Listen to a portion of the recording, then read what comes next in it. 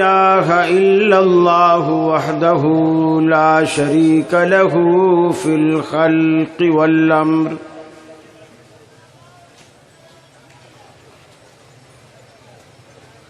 ونشهد أن سيدنا وسندنا محمدا عبده ورسوله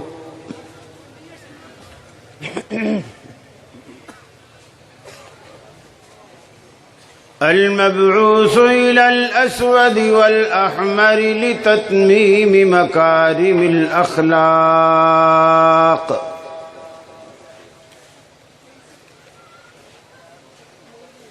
لا يخلق نبي ولا رسول بعده ولا أمة بعد أمته ولا شريعة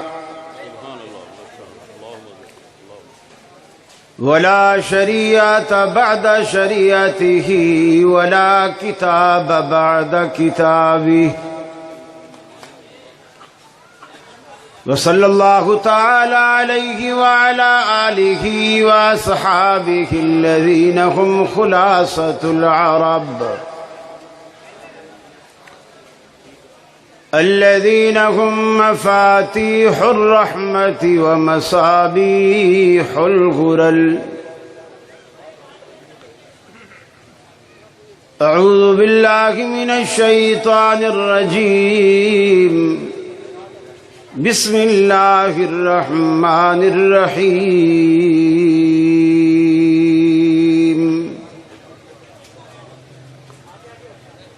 أولئك الذين امتحن الله قلوبهم للتقوى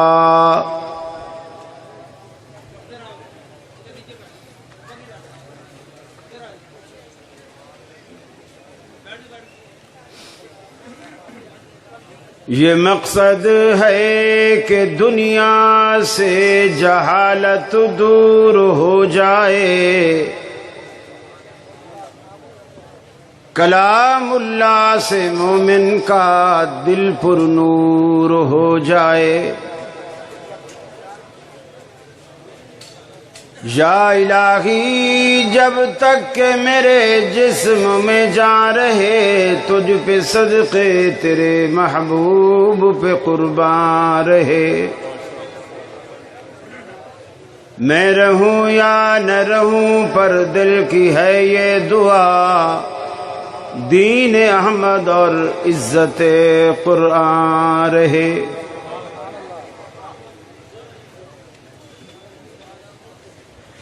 واجب الاحترام صدر مجلس محترم سید سبطین شاہ صاحب نقوی حفظہ اللہ،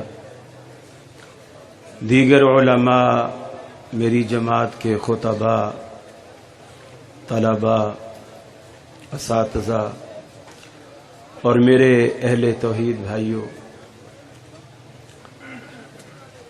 میری آپ کی اس سرگودہ شہر میں سالانہ کانفرنس میں یہ پہلی حاضری ہے اور میرے لیے باعث سعادت اور باعث فخر ہے۔ تا حد نگاہ آپ کا یہ پروقار مجمع اس بات کی گواہی دیتا ہے کہ اہل حدیث نہ کم تھے اور نہ کم ہیں۔ جسے یقین نہیں آتا وہ آ کے دیکھ لے۔ یہ آج اہل توحید کا اجتماع ہے الحمدللہ۔ مجھے اس سے یہ بھی اندازہ ہو رہا ہے کہ حضرت سبطین شاہ صاحب حافظہ اللہ کی محنتیں بھی نظر آ رہی ہیں اور آپ لوگوں کی دین سے وابستگی اور محبت بھی نظر آ رہی ہے۔ آج کا موضوع عظمت صحابہ ہے۔ ظاہر بات ہے ہم لوگوں نے نبی کریم صلی اللہ علیہ وسلم کا زمانہ نہیں پایا، اور ان لوگوں نے نبی مکرم کا زمانہ پایا۔ اپنی آنکھوں سے رحمت عالم کی زیارت کی، اپنے کانوں سے آپ کی باتوں کو سنا، اور نہ صرف سنا بلکہ اپنی زندگیوں میں انہیں بسایا، اور آگے اپنے بعد آنے والے لوگوں تک ان باتوں کو، ان افعال کو، ان سنن کو پہنچایا۔ صحابہ کی عظمت کے لیے اتنی بات بھی کافی ہے کہ انہوں نے رحمت عالم سے جو کچھ سنا منو عن آگے پہنچایا۔ اور دنیا میں امتحانات ہوتے ہیں،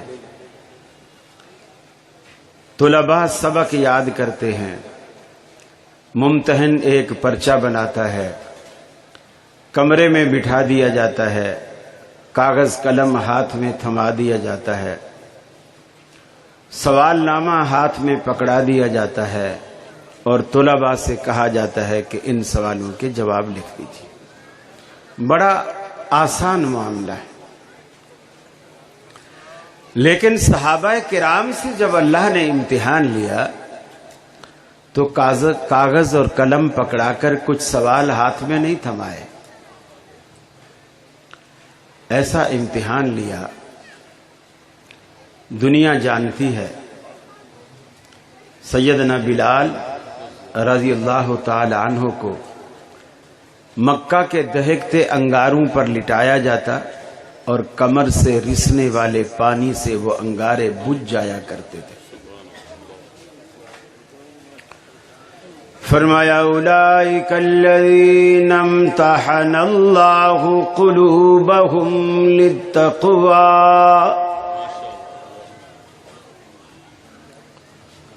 اللہ رب العالمین نے صحابہ کرام کے دلوں کا امتحان لیا۔ سمیہ کو 2 اونٹوں کے درمیان باندھ کر، ایک ہاتھ ایک بازو ایک اونٹ کے ساتھ، دوسرا ہاتھ دوسرا بازو دوسرے اونٹ کے ساتھ، ان دونوں اونٹوں کو مخالف سمت میں دوڑا کر جسم کے 2 لخت کر دیے، 2 ٹکڑے کر دیا جسم کو۔ امتحن اللہ قلوبہم للتقوی، اللہ رب العالمین نے امتحان لیا۔ سیدنا خبیب رضی اللہ تعالی عنہ کو سولی پر چڑھایا۔ اللہ رب العالمین نے صحابہ کرام کا کس طرح امتحان لیا۔ ایک ایک اللہ اکبر لفظ کہنے کی صحابہ کرام کو قیمت ادا کرنی پڑتی۔ ارے مجھے اور آپ کو تو پکی پکائی کھیر مل گئی، ہم نے اسلام کو کمایا نہیں، موروثی دین ہمیں مل گیا۔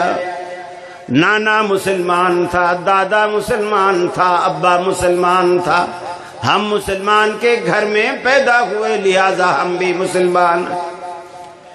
ایک ایک کلمے کی قیمت صحابہ کرام کو ادا کرنی پڑتی، ایک ایک جملے کی قیمت ادا کرنی پڑتی، جبھی صحابہ کرام کو دین کی قدر تھی۔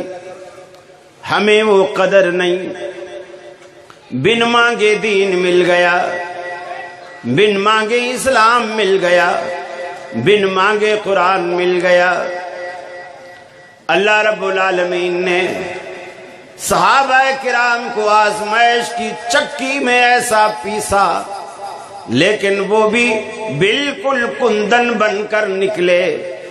سونے کو جس بھٹی میں مرضی ڈال دو، سونا سونا ہی رہتا ہے، کبھی رنگ نہیں بدلتا، کبھی ڈھنگ نہیں بدلتا۔ ساری کی ساری بھٹیوں سے گزرنے اور نکلنے کے بعد بھی کندن بن کر سامنے آتا ہے۔ صحابہ کرام کی زندگیوں کا بھی یہی عالم تھا۔ نبی مکرم صلی اللہ علیہ وسلم کی بات پر کٹ مرنے والے، ایک ایک بات پر عمل کرنے والے، بڑی محبت سے آپ کی باتوں کو سننے والے۔ اللہ رب العالمین بھی آپ کی لاج رکھتا، صحابہ کرام کی لاج رکھتا۔ ایک نابینا عبداللہ بن ام مکتوم رضی اللہ تعالی عنہ اللہ کے نبی کی خدمت میں حاضر ہوتے ہیں۔ آپ کے پاس چند سرداران قریش بیٹھے ہیں۔ نابینا آپ کی آواز کو سن کے مسجد میں داخل ہوتا ہے۔ اللہ کے حبیب نے سوچا یہ تو مسلمان ہے، یہ تو اپنا ہے، اگر سرداران قریش اس کی وجہ سے اٹھ کر چلے گئے تو میری محنت ضائع ہوگی۔ کہا عبداللہ کچھ دیر رک جاؤ، کچھ دیر ٹھہر جاؤ، ابھی تم اس محفل میں نہیں بیٹھو، چلے گئے۔ اللہ رب العالمین نے جبریل امین کو بھیجا، اے جبریل میرے پیغمبر کو، میرے حبیب کو جا کر کے بتلا دو، عبس وتولی ان جاءہ الاعمی وما يدريك لعله يزكى۔ اے حبیب آپ نے ماتھے پر بل ڈال لیے، تیوری چڑھا لی، اس لیے کہ آپ کی مجلس میں ایک نابینا آیا ہے۔ آپ کو کیا معلوم وہ کس جذبے، کس محبت اور کس چاہت سے آیا ہے۔ یہ اصلی بد نصیب تو آپ کا وقت برباد کرنے کے لیے آ کر کے بیٹھتے ہیں، وہ تو بڑی محبت سے آیا تھا، آپ نے کیوں منہ پھیرا؟ صحابہ بیان کرتے ہیں کہ اس کے بعد ہم نے دیکھا رحمت عالم کی جناب میں جب بھی عبداللہ بن ام مکتوم حاضر ہوتے، آپ اپنے کندھے سے چادر اتارتے، زمین پہ بچھاتے اور فرماتے عبداللہ یہاں بیٹھو، اللہ رب العالمین نے مجھے تیری تعظیم کرنے کا حکم دیا۔ اللہ رب العالمین صحابہ کرام کی تعظیم رب العالمین بھی کرتا ہے ان کے ایمان کی وجہ سے، ان کے تقوی کی وجہ سے۔ اللہ نے جب صحابہ کرام کے دلوں کا امتحان لیا تو تقوی کے سوا ان کے دلوں میں کچھ نہیں پایا۔ اللہ رب العالمین کا ڈر ان کے اندر موجود ہے۔ ہر ایک صحابی ایک سے بڑھ کر نیکیوں کے جذبے دلوں میں سجائے، گناہوں سے بچنے کی رغبت دلوں میں رکھے ہوئے کہ ہم گناہ نہیں کریں گے، نیکیاں نہیں چھوڑیں گے، یہ جذبات دل میں لیے ساری کی ساری زندگی رحمت عالم کی خدمت میں کھپا دی۔ اللہ رب العالمین کا قرآن کہتا ہے وَلَكِنَّ اللَّهَ حَبَّبَ إِلَيْكُمُ الْإِيمَانَ۔ صحابہ کرام کی جماعت وہ جماعت ہے، ان کے دلوں میں اللہ رب العالمین نے ایمان کا بیج بویا، ایمان کا بوٹا اللہ رب العالمین نے خود لگایا۔ زَيَّنَهُ فِي قُلُوبِكُمْ، صحابہ کے دلوں میں اس بیج کو لگانے کے بعد اس کی آبیاری بھی اللہ خود کرتا رہا، اللہ رب العالمین اس کی آبیاری کرتا رہا تاکہ ایمان کا پودا پنپتا رہے۔ وَكَرَّهَ إِلَيْكُمُ الْكُفْرَ وَالْفُسُوقَ وَالْعِصْيَانَ۔ جس طرح ایک تجربہ کار کسان ایک بوٹا لگانے کے بعد گوڈیاں کر کر کے اس کے آس پاس اگنے والے خضرو پودے، خضرو جھاڑیاں نکال نکال کے پھینکتا ہے تاکہ زمین کی انرجی، زمین کی قوت اس پودے کے لیے برقرار رہے جو میں نے لگائی ہے۔ اللہ رب العالمین کہتا ہے میں نے جب صحابہ کے دل میں ایمان کا بیج لگا دیا، کَرَّهَ إِلَيْكُمُ الْكُفْرَ وَالْفُسُوقَ وَالْعِصْيَانَ، پھر میں نے کفر جیسی بوٹی، نافرمانی جیسی بوٹی، ہر طرح کی بوٹیاں میں نے جڑ سے نکال کے پھینک دی۔ نہ صحابہ کے دل میں کبھی کفر کو پنپنے دیا، نہ کبھی نافرمانی کو پنپنے دیا، صرف ایمان کا بوٹا تناور ہو کے درخت بن گیا۔ صحابہ کرام کے دلوں میں اللہ رب العالمین نے یہ محبت ایمان کی ڈالی۔ ارے ساری کی ساری کائنات آج ایمان کی تلاش میں ماری ماری پھرتی ہے، لیکن صحابہ وہ جماعت تھی جن کو ایمان تلاش کیا کرتا تھا۔ ہر پوری کی پوری کائنات میں ہر چیز کا ایک الگ برتن ہوتا ہے۔ سرمے کو آپ پلیٹوں میں نہیں رکھتے ہیں، آپ سرمے دانی میں رکھتے ہیں۔ عطر کے لیے الگ سے عطرداں ہوتے ہیں، الگ سے شیشیاں ہوتی ہیں، ان کو آپ گلاس میں یا کٹورے میں نہیں رکھتے ہیں۔ ہر چیز کا ایک الگ برتن ہے، الگ چیز ہے۔ میٹھے کے لیے بھی آپ نے الگ برتن رکھے ہوتے ہیں، سلونے کے لیے بھی آپ نے الگ رکھے ہوتے ہیں۔ یہ ایک ہمارا سلیقہ ہے۔ تو اللہ رب العالمین نے جب ایمان کو رکھنے کی بات کی تو اللہ رب العالمین نے صحابہ کے دلوں کا انتخاب کیا، صحابہ کے دلوں کا انتخاب کیا ایمان کو رکھنے کے لیے۔ اللہ رب العالمین نے ایسا بوٹا لگایا، ایسا بوٹا لگایا، اور ظاہر بات ہے جب اللہ رب العالمین کسی بندے کو منتخب کرتا ہے تو اللہ کا انتخاب کبھی غلط نہیں ہو سکتا، ہمیشہ۔ اور دیکھیں نبی کریم صلی اللہ علیہ وسلم گھر میں تشریف لائے، اما عائشہ سوال کرتی، اللہ کے رسول مجھے بتلائیے کیا دنیا میں کوئی ایسا شخص بھی ہے، ایسا بھی شخص ہے دنیا میں کہ جس کے دامن میں اتنی نیکیاں ہوں جتنی آسمان کے دامن میں ستارے ہیں، جتنی آسمان کے دامن میں ستارے ہیں؟ کیا کوئی شخص ایسا ہے کہ جس کے دامن میں اتنی نیکیاں ہوں؟ آپ نے فرمایا ہاں ایسا بھی شخص ہے۔ حضرت عائشہ فرماتی ہیں جب آپ نے ہاں کہا تو میرے ذہن میں فوراً بات آئی کہ اب جب میں یہ پوچھوں گی وہ کون ہے تو آپ میرے ابا ابو بکر کا نام لیں گے، لیکن میں نے جب پوچھا کہ وہ کون ہے آپ نے فرمایا وہ عمر بن خطاب ہے، جس کے دامن میں اتنی نیکیاں ہیں جتنی آسمان کے دامن میں ستارے ہیں۔ فرماتی ہیں میں نے بڑے تعجب سے پوچھا این حسنات ابی بکر یا رسول اللہ، اللہ کے رسول میرے باپ ابو بکر کی نیکیاں کہاں گئیں؟ عمر کی اگر اتنی نیکیاں ہیں جتنی آسمان کے دامن میں ستارے ہیں تو اس کا مطلب ہے تو پھر میرے ابا کی نیکیاں تو رہی نا، چونکہ حضرت عائشہ کی نظر میں یہ سب سے بڑا پیمانہ تھا۔ جب اتنا بڑا پیمانہ حضرت عمر کا ہے تو پھر ابو بکر کی نیکیاں تو اس کے مقابلے میں کچھ بھی نہیں۔ حیران ہو کر پوچھا اللہ کے سچے رسول میرے باپ ابو بکر کی نیکیاں کہاں گئیں؟ آپ نے فرمایا عائشہ تو بھی کمال کرتی ہے، پوچھتی ہے ابو بکر کی نیکیوں کا اور پیمانہ بناتی ہے آسمان کے ستاروں کو۔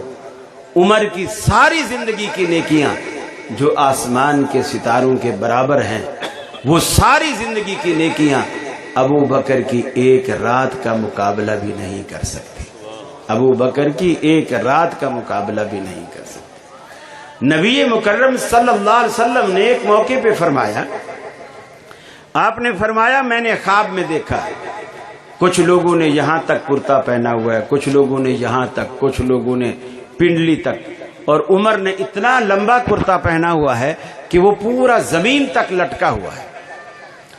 صحابہ نے عرض کی یا رسول اللہ صلی اللہ علیہ وسلم آپ اس کی کیا تعبیر فرماتے ہیں؟ آپ نے ارشاد فرمایا یہ عمر کا علم ہے جس نے سر سے لے کر پاؤں تک عمر کو پورے کا پورا ڈھانپ رکھا ہے۔ ازواج مطہرات کہتی ہیں کہ بسا اوقات ایسا بھی ہوتا قرآن اترتا ہمارے گھر میں تھا لیکن اترتا عمر کی مرضی کے مطابق تھا۔ عمر کسی چیز کو پسند کر لیتے، اللہ کے حبیب کو مشورہ دیتے، اللہ رب العالمین کو وہ مشورہ پسند آتا، اللہ رب العالمین جبریل کو بھیج کر انہیں قرآن کی زینت بنا دیتا اور اس احکام کو حضرت عمر کی مرضی اور رائے کے مطابق اتار دیتا۔ نبی مکرم صلی اللہ علیہ وسلم نے صحابہ کرام کے بارے میں یہ بھی فرمایا، اللہ اللہ فی اصحابی، میرے صحابہ کے بارے میں اللہ سے ڈرو، ان کے بارے میں بدگمانی نہ کرو۔ ان کے کتنے لوگ ہیں دنیا میں جو صحابہ کرام کے بارے میں بدگمانی اور بدزبانی سے کام لیتے ہیں، بدزبانی کرتے ہیں ان کے بارے میں۔ یہ ابھی تھوڑا ہی عرصہ گزرا ہے، ایک مخصوص ایام ہیں، مخصوص دن ہیں، محرم کی پہلی سے لے کر 10 تک، وہ تبرع صحابہ کرام پر کیے جاتے ہیں۔ اللہ کی پناہ، خدا ان لوگوں کو غارت کرے۔ اور میں تو کہتا ہوں، اکثر ہمارے اہل حدیث علماء بڑی دھواں دھار تقریریں کر کے یہ کہہ رہے ہوتے ہیں یہ پیٹنا حرام ہے، اور یہ اللہ کے حبیب نے فرمایا ہے من لطم الخدود وشق الجیوب ودعا بدعوی الجاہلیہ، کہ جو شخص گریباں پھاڑے اور منہ پہ تھپڑ مارے اور جاہلوں کی طرح آوازیں نکالے، وہ ہم میں سے نہیں ہے، لہٰذا یہ پیٹنا حرام ہے، سینہ کو بھی حرام ہے، یہ حرام۔ ٹھیک ہے، حرام۔ اللہ کے رسول کا فرمان اپنی جگہ اٹل ہے، ہمیں اس سے کوئی اختلاف نہیں۔ آپ نے جو فرمایا بالکل سچ فرمایا، لیکن میں یہ کہتا ہوں آپ کیوں روکتے ہو؟ آپ کیوں روکتے ہو کہ نہ پیٹو؟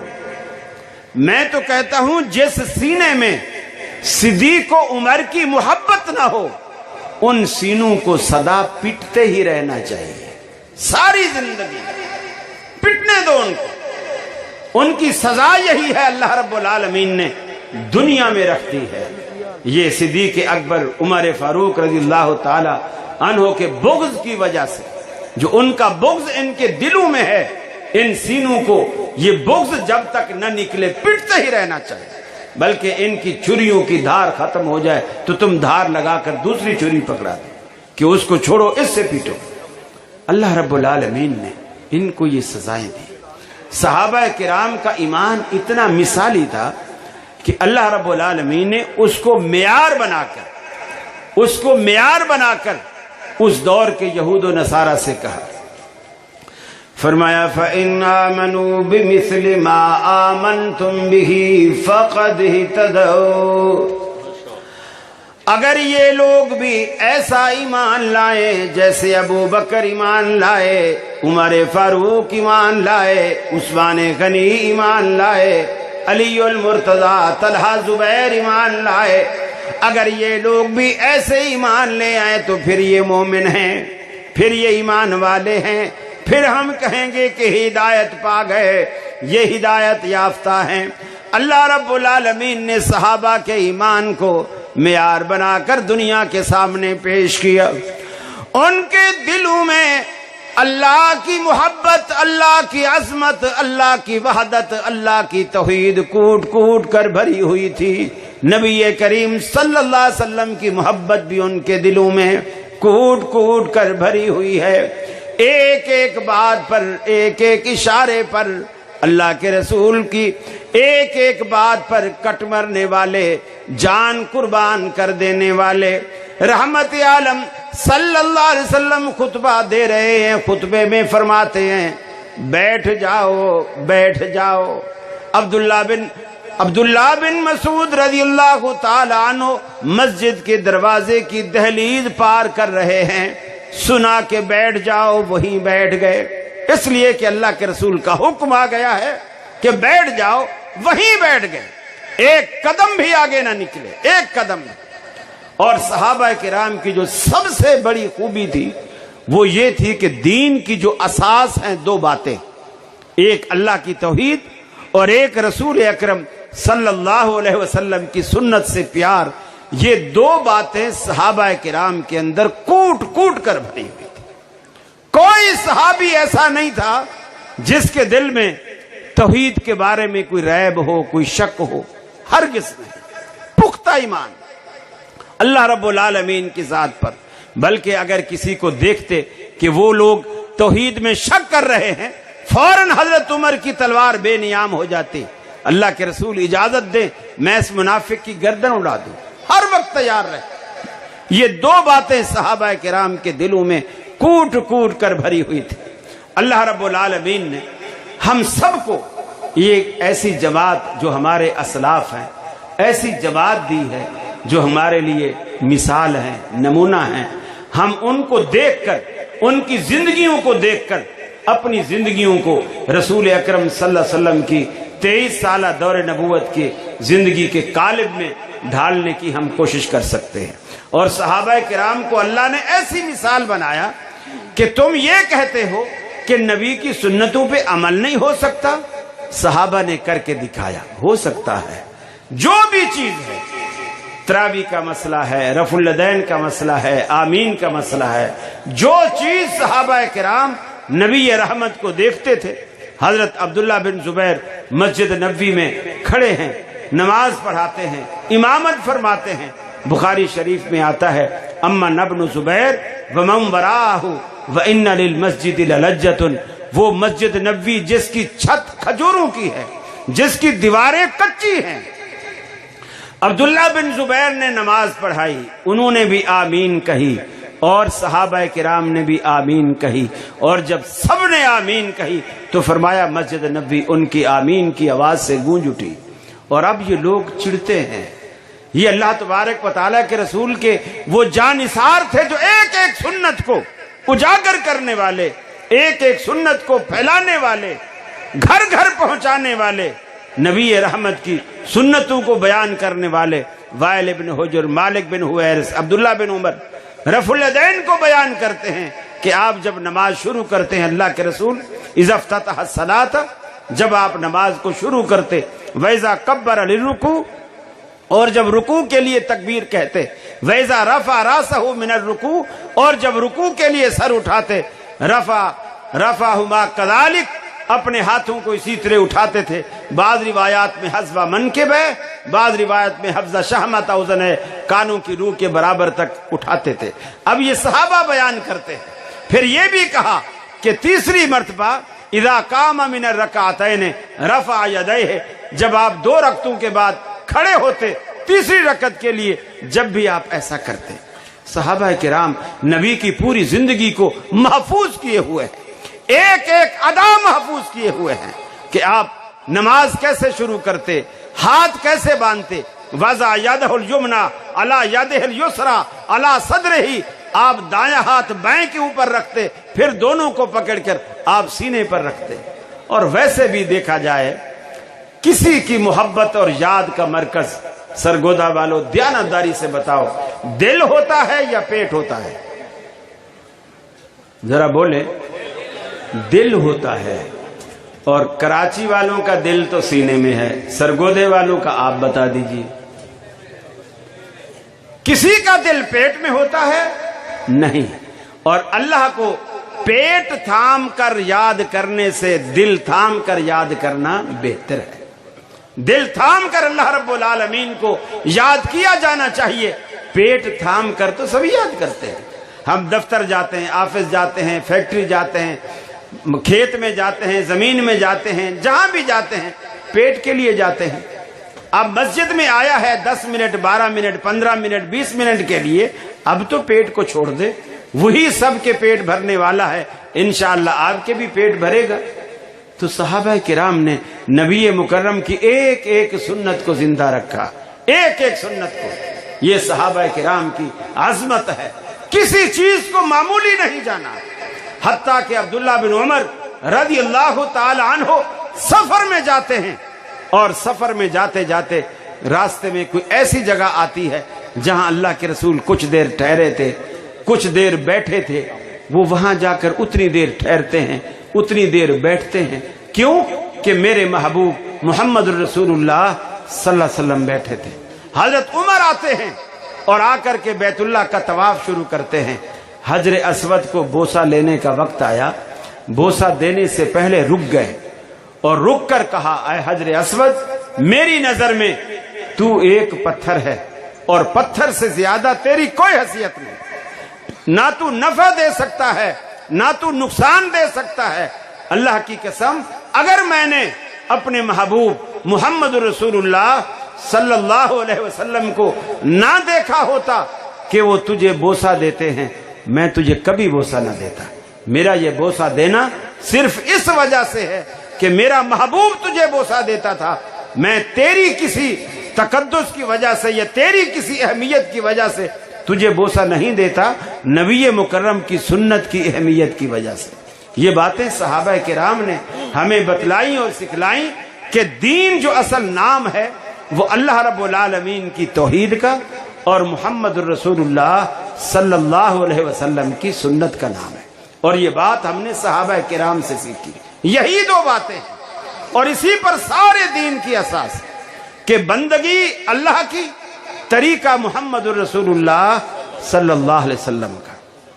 جیسا کہ محترم شاہ صاحب فرما رہے تھے کہ دنیا کا کوئی موقع، کوئی جگہ، کوئی وقت، کوئی لمحہ ایسا نہیں کہ اللہ رب العالمین اس کائنات سے غافل ہو۔ وہ ہمہ وقت، ہر وقت آپ کی پکار کو، آپ کی دعاؤں کو سنتا ہے۔ حتیٰ کہ یونس علیہ السلام نے اندھیروں میں جا کر اپنے رب کو پکارا تو رب العالمین اس کی پکار سے بھی غافل نہیں تھا۔ فرمایا وَظَنُّونِ ذَهَبَ مُغَاضِبًا فَظَنَّ أَن لَّن نَّقْدِرَ عَلَيْهِ فَنَادَىٰ فِي الظُّلُمَاتِ أَن لَّا إِلَٰهَ إِلَّا أَنتَ سُبْحَانَكَ إِنِّي كُنتُ مِنَ الظَّالِمِينَ۔ فرمایا ذرا مچھلی والے کا حال بھی سنو، جب گھر سے ناراض ہو کر کے وہ چل پڑا، وہ یہ سمجھا کہ ہم شاید اسے روک نہیں پائیں گے، وہ پار لگ جائے گا، لیکن رب العالمین فیصلہ کر چکا تھا۔ رب العالمین کے فیصلے کے مطابق اسے دریا میں ڈالا گیا، مچھلی نے لقمہ بنایا، مچھلی کے پیٹ میں پہنچ گیا۔ قرآن کہتا ہے فَنَادَىٰ فِي الظُّلُمَاتِ، یونس علیہ السلام نے اپنے رب کو اندھیرے میں نہیں اندھیروں میں پکارا۔ فَنَادَىٰ فِي الظُّلُمَاتِ، سیدنا یونس علیہ السلام نے رب العالمین کو اندھیروں میں پکارا۔ رات کی تاریکی کا اندھیرا، سمندر کی گہرائی کا اندھیرا، شکم ماہی کا اندھیرا، ان تینوں اندھیروں میں یونس کے لبوں پر کس کا نام آیا؟ سرگودا والو، کس کا نام آیا؟ اللہ کا، یا اللہ بھی اللہ ہی اللہ رب العالمین کا نام آیا؟ ذرا اونچی آواز سے کہیے تاکہ سرگودا کے عقیدے کے پرانے بیماروں کو شفائے کاملہ و عاجلہ نصیب ہو جائے۔ کس کا نام آیا؟ اللہ کا قرآن کہتا ہے لولا انہ کان من المسبحین، اگر یونس کے لبوں پر ہمارا نام نہ آتا، لولا انہ کان من المسبحین، اگر یونس کے لبوں پر ہمارا نام نہ آتا، یونس ہمیں اس مشکل میں نہ پکارتا، لَلَبِثَ فِي بَطْنِهِ إِلَى يَوْمِ يُبْعَثُونَ، قیامت تک یونس کو مچھلی کے پیٹ میں رکھتے، ہمارے سوا کوئی اس کی دستگیری نہ کر سکتا۔ یہ رب العالمین، پیغمبر بھی اس کے آگے عاجز ہیں، ساری کی ساری کائنات رب العالمین کے آگے عاجز ہے۔ رب العالمین وہ قدرتوں کا مالک ہے۔ آج لوگ کہتے ہیں کہ ہم تو فلاں کے مرید ہیں، ہم تو فلاں کی بیعت یافتہ ہیں۔ اللہ رب العالمین کے ہاں عدالت لگے گی، اللہ حساب و کتاب لے رہا ہوگا، ہمارے حضرت جی کھڑے ہوں گے، نعوذ باللہ اللہ کو اشارہ کریں گے، اللہ کہے گا چلو جانے دو، یہ اس کا مرید ہے۔ اللہ رب العالمین جس دن قیامت برپا کرے گا، ساری کی ساری کائنات دوسرے نفخے کے بعد جب قبروں سے نکلے گی، اللہ کو جب تک منظور ہوگا، سارے کے سارے لوگ، ساری کی ساری کائنات حساب و کتاب کے انتظار میں کھڑی رہے گی۔ کسی کو جرت نہ ہوگی کہ اللہ کو کہہ سکے اللہ تو حساب کیوں نہیں لیتا، सारी की सारी कायनात मजबूर खड़ी होगी, किसी को जुर्रत भी न होगी। बाबा आदम भी होंगे, बाबा मूसा अलैहिस्सलातु वस्सलाम भी होंगे, इब्राहिम अलैहिस्सलातु वस्सलाम भी होंगे, इस्माइल, याकूब और यूसुफ अलैहिस्सलातु वस्सलाम भी होंगे, ईसा अलैहिस्सलाम, सैयदना मुहम्मद रसूलुल्लाह सल्लम भी होंगे। सारी की सारी कायनात खड़ी है। आज कायनात का मालिक इस कायनात से नाराज है, हिसाब नहीं लेता। सारी दुनिया मुंतजिर खड़ी है, हिसाब नहीं लेता, अल्लाह नाराज है। सारे अंबिया के पास ये कायनात जाएगी, एक एक के पास। अल्लाह से कहो कि हिसाब किताब शुरू करे। अभी जन्नत और दोज़ख में जाने की बात ही नहीं है, अल्लाह हिसाब ही नहीं लेता। एक दिन 50,000 साल के बराबर हो गया, लोग इंतजार में खड़े हैं, अल्लाह हिसाब नहीं लेता। अल्लाह से कहो कि हिसाब ले, किसी की हिम्मत नहीं पड़ रही। आखिर ईसा अलैहिस्सलाम फरमाते हैं, लोगों इधर उधर भागने की जरूरत नहीं, मुहम्मदुर रसूलुल्लाह सल्लम से दरखास्त करो। अरे उस वक्त भी तो आओगे, उस वक्त भी तो आओगे, उनके झंडे तले तो आज से क्यों नहीं? उस वक्त भी तो आओगे, आज से ये आदत क्यों नहीं डाल लेते?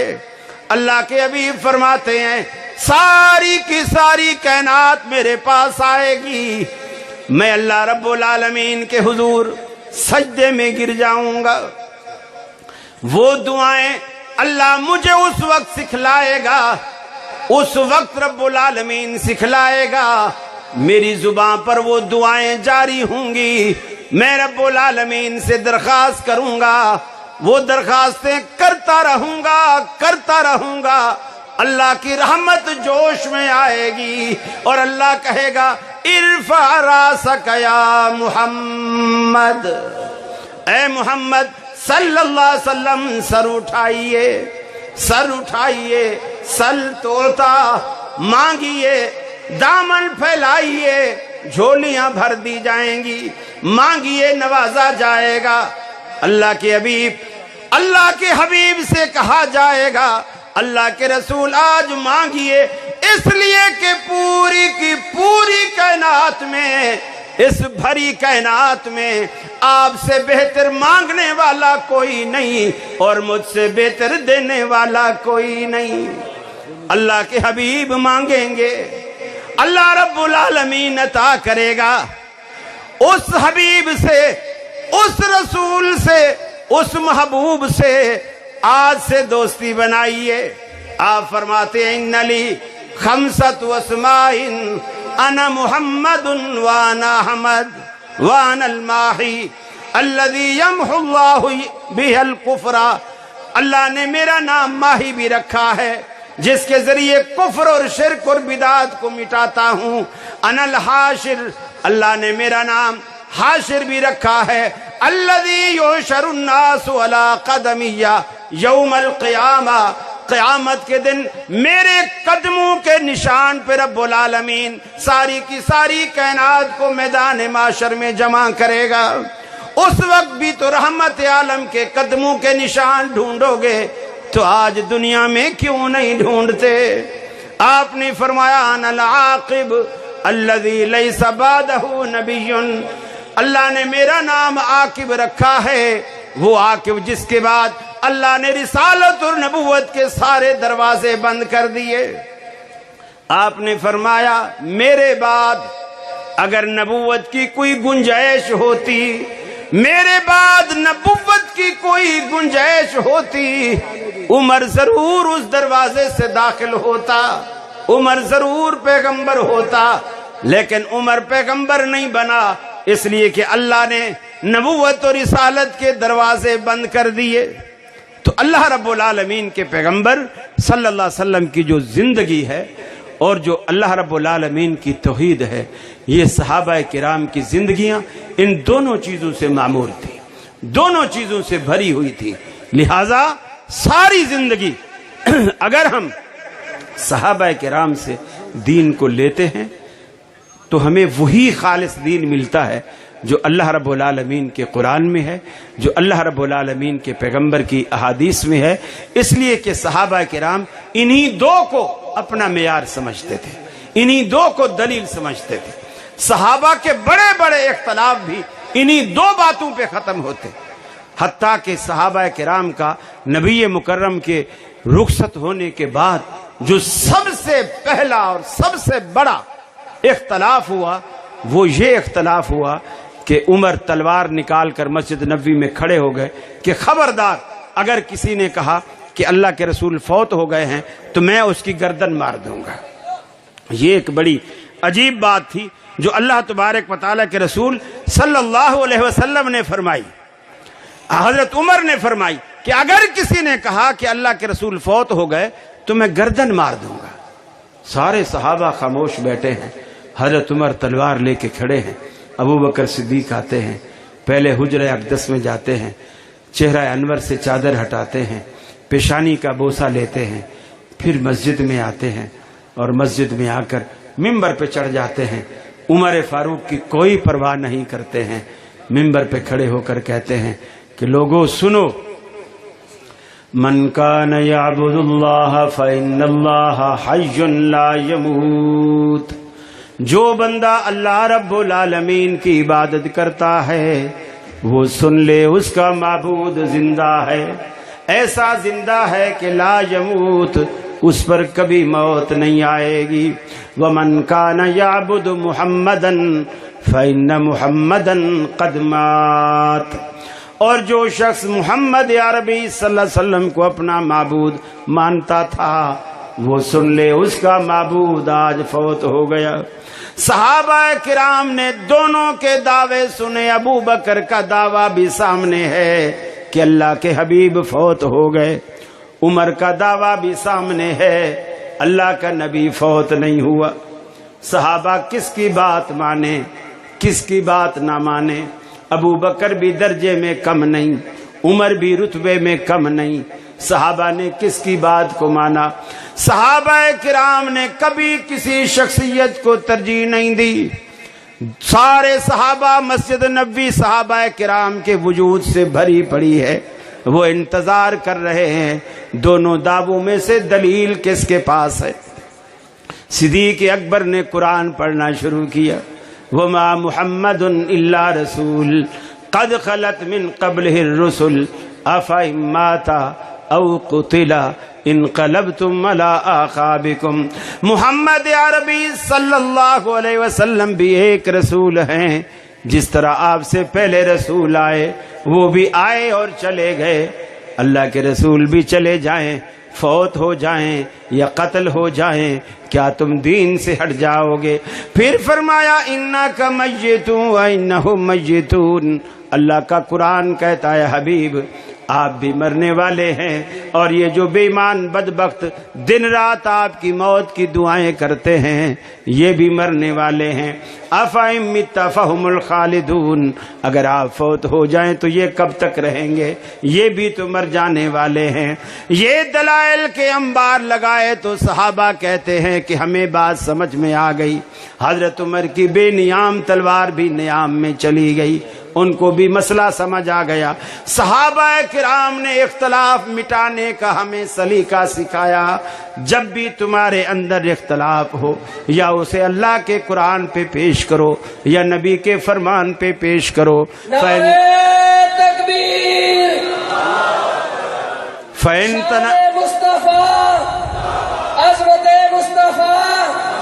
मसला के हक मसला के अहले हदीस के दो असूल अज़मत सहाबा। फ़इन तनाज़अतुम फ़ी शैइन फ़रुद्दूहु इलल्लाहि वर रसूल। जब भी तुम्हारा किसी मसले में तनाज़ा हो जाए, इख्तलाफ हो जाए, फौरन उसको अल्लाह और उसके रसूल पे पेश करो। एक मिसाल दे करके बात को ख़त्म करूँगा। रहमत आलम के दुनिया से रुखसत होने के बाद जो दूसरा बड़ा इख्तलाफ होता है, खलीफा कौन बनेगा, खलीफा कौन बनेगा, किसे खलीफा बनाया जाए। बाज कहते हैं مہاجروں کو خلیفہ بنایا جائے، بعض کہتے ہیں انصار میں سے خلیفہ بنایا جائے، لیکن صحابہ کرام کے اس اختلاف میں تیسرا گروہ پیدا ہوا کہ میاں ایک خلیفہ مہاجر بنا لو، ایک خلیفہ انصاری بنا لو، مسلمانوں کو ہمیشہ کے لیے دو لخت کر دو۔ لیکن صحابہ کرام کو اللہ کے رسول کی حدیث یاد آئی، آپ نے فرمایا تھا لَعِمَّةٌ مِّنَ الْقُرَيْشِ، خلافت ہمیشہ قریش کے پاس رہے گی، امامت قریشیوں کا حق ہے۔ حضرت عمر نے ابو بکر کا ہاتھ پکڑا، اپنا ہاتھ اس میں رکھا، صحابہ کرام ایسے بیعت کے لیے ٹوٹ پڑے جیسے شہد کے چھتے پر مکھیاں ٹوٹ پڑتی ہیں، اس طرح اس کی بیعت ہوئی۔ تو گویا صحابہ کرام نے بتا دیا کہ اختلاف جب بھی ہوگا اس کو مٹانے کا یہی طریقہ ہے، یا تو قرآن سے اس کا حل ہوگا یا نبی کریم کی زندگی سے اس کا حل ہوگا۔ اور آج یہی ہماری دعوت ہے، یہی ہمارا مقصد ہے، یہی ہمارا دستور ہے، ہماری کانفرنسوں کا، جلسوں کا یہی اصل مقصود ہے کہ لوگوں اپنے اختلافات مٹاؤ قرآن اور سنت کے ذریعے۔